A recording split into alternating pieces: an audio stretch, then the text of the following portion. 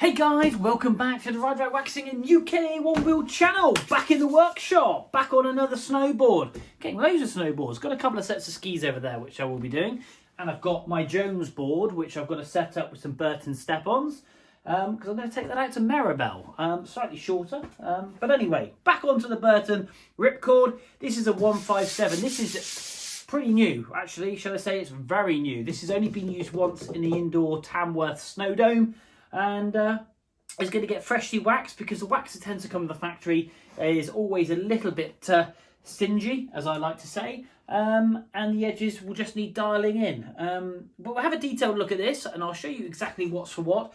But as I do in all my videos, I'm actually going to make sure we photograph the binding setup, measure from obviously the top of the cover here to the edge of the binding, measure here and here, photograph that, photograph inside so we know exactly what angle the foot is. Again, if these were to come loose when out on the mountain, you can refer back to my awesome YouTube channel and look at the awesome video that I'm doing and basically set your board up to exactly how it is set up now. So you're not obviously guessing and then you're not messing about and you losing a few hours of pleasurable fun because it's all expensive. And like I say, time on the mountain is time well spent. I'm going on. Let's have a quick detailed look at this Burton Ripcord.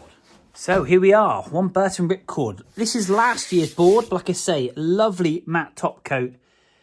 I'm not really quite sure what it is, almost like gradients that you'd have on an old school map. It's got the Burton Infidel bindings.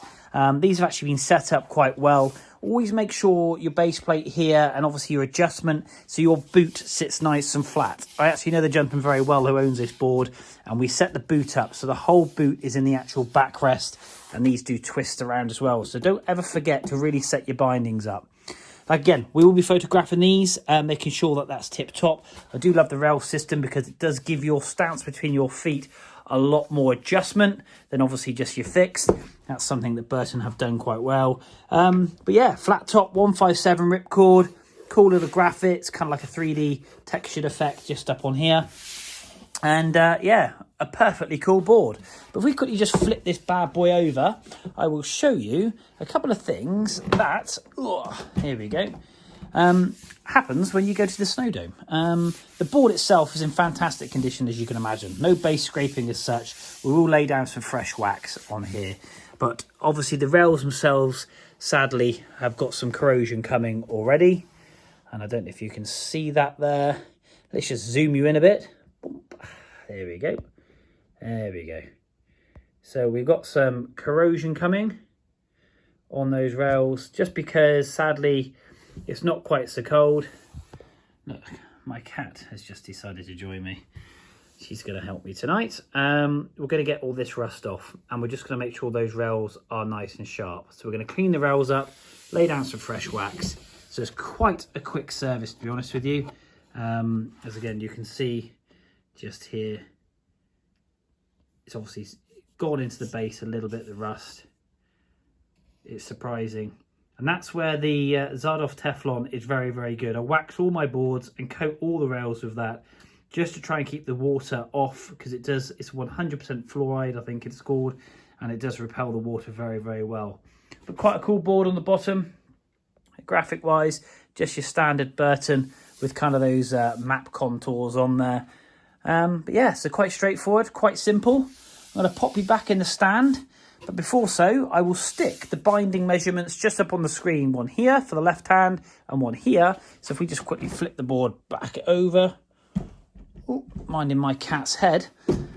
So we're going to fit this binding just up here and this one just up here. The measurements from here to here, here to here, and obviously if it's a positive or negative, which these are, I think, set at 15, 16 degrees on the front and 15 on the back. Like again, we'll put those pictures up on there. But guys, let's get into this board and let's make this thing fly. What do you reckon, Akora? She's not interested. Anyway, let's crack on.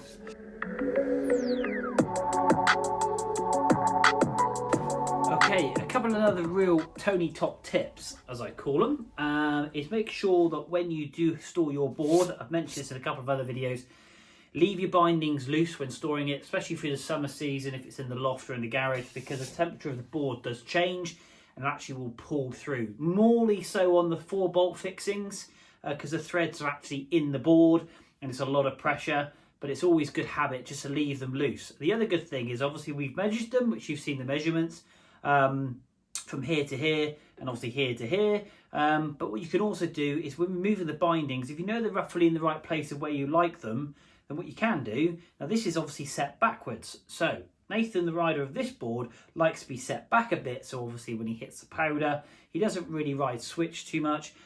He's got that lift on the front toe. So what you can do, especially on the Burton rail system, is because these actual fixings themselves slide up and down, is just simply mark them. So we're just going to put a mark just there and just there.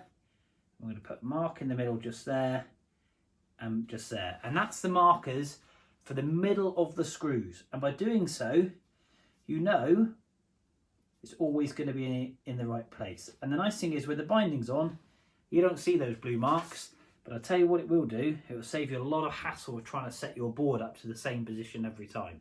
So use stickers, use a little pen depending on the colour of the board. That way then you know you can dial it in. It's always a little top tip, because in that way then you're not messing around with the setup for the first few days of riding, thinking to yourself it doesn't quite feel right. Right, we're going to flip this over. I'm going to give the top coat a bit of a clean just because under those bindings and because the board is so new, from where the bindings have sat, we're going to get that surplus of dirty snow from the snow zone off. And then from there, we're going to work on the base. Let's crack on.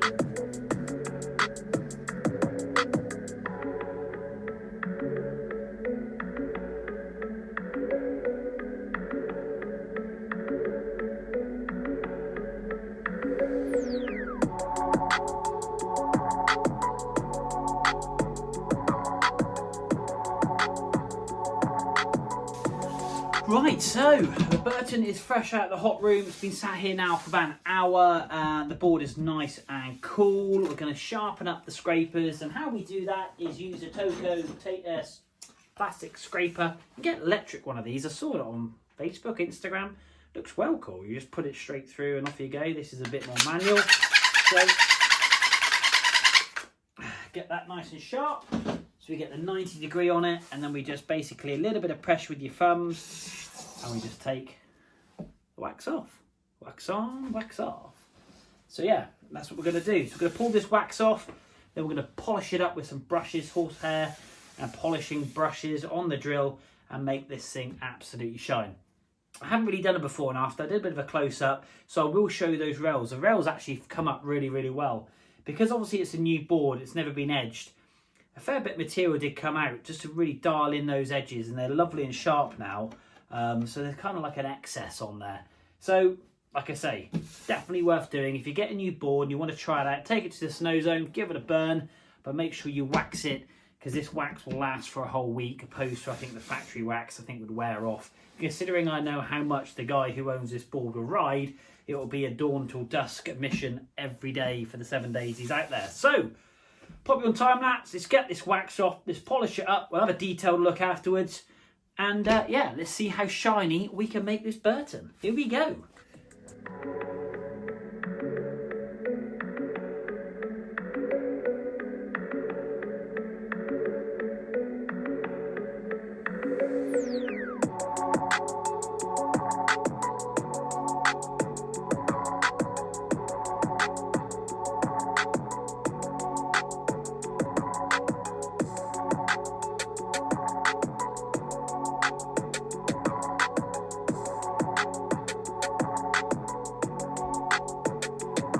So there we are, kind of the after shot. I know there wasn't really a before shot because the board itself was in quite good condition, but you'd be surprised how much more shine we've got on the base of that board, and we have loaded this up with so much wax. We actually have got more colour back in between that Burton and that white. We've cleaned up where those rusty marks was, and those edges are now all sharp and shiny on both sides. So all that rust is gone. We've Tefloned it, and this board is super smooth but loaded with wax. This is going to do an absolute treat.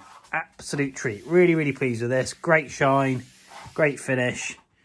So there we go, guys. Right, let's pop you back in the stand. So there we are, guys. One board, all finished. Nice and shiny. looking the bee's knees, ready to hit Les Deux Alpes. This is going to in the French Alps, ready to fly. This board has come up lovely. I'm really pleased, and it is always worth when getting a new board just to get those edges dialed in, of which I have done so. They are lovely and sharp, and yeah, get a nice layer of wax on it. The factory wax is great, but obviously it's nowhere near as good as actually applying a decent coating and getting that heat into the board, and getting it soaked in. Guys, if you're in the Devon area, you want your skis and snowboard wax, then obviously do share this video with your friends and family and get it out there. Like I say, this is something I love doing. Got a couple of boards there, a couple of skis there, got my Jones board there, so we've got plenty to get on with, but I would always like more, and I love bringing content to you guys on the channel. So thank you if you have watched. Don't forget, hit that little thumb button, hit that like button, hit that subscribe button. But guys, until next time, we will see you soon.